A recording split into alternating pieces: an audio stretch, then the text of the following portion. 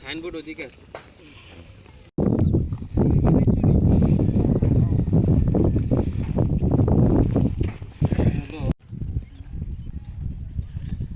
কত টাকা? কত টাকা? 12 কম 11 আর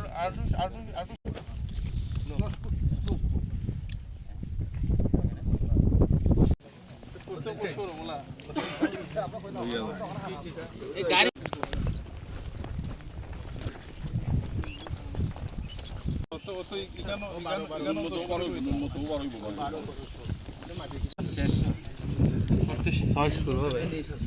যাতে আমরা পার্মানেন্ট সলিউশন কিভাবে করা যায়।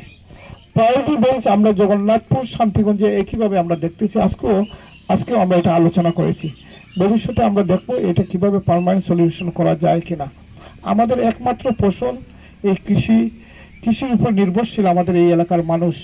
তাই এটা আমরা প্রায়োরিটি বেস, আমাদের সব বৃহত্তর প্রায়োরিটি বেস এই বাটি অঞ্চলের মানুষ, জগন্নাথপুর শান্তিগঞ্জের মানুষ, এটা আমরা করব। আমি আপনাদেরকে অনুরোধ করব, যারা এই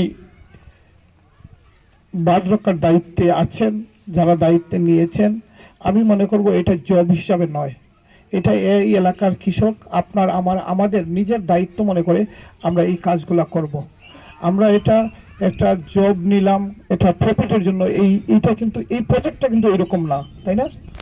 এই প্রজেক্টটা গেল আমাদের নিজেদের ফসল নিজেরা করব, রক্ষা করার জন্য আমরা এই বাটটুকু দেওয়া আন্তরিকতার সহিত। আমি আজকে যেটা দেখলাম খুব আন্তরিকতার সহিত অনেকেই করতেছেন, এবং যাতে সবার সমন্বয়ে আমরা করব ইনশাল্লাহ।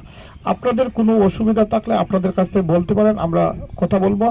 আমি মনে করি আমাদের জন্য এটা অনেক বড় বিষয়, আমাদের এই বাটি অঞ্চলের মানুষের জন্য। আমরা একমাত্র ফসল এই ধানের নির্ভরশীল।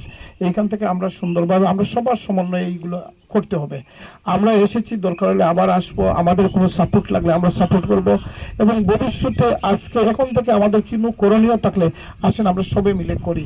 আপনাদের কোনো পরামর্শ থাকলে বলতে পারেন, যারা প্রয়োজন তা বলেন।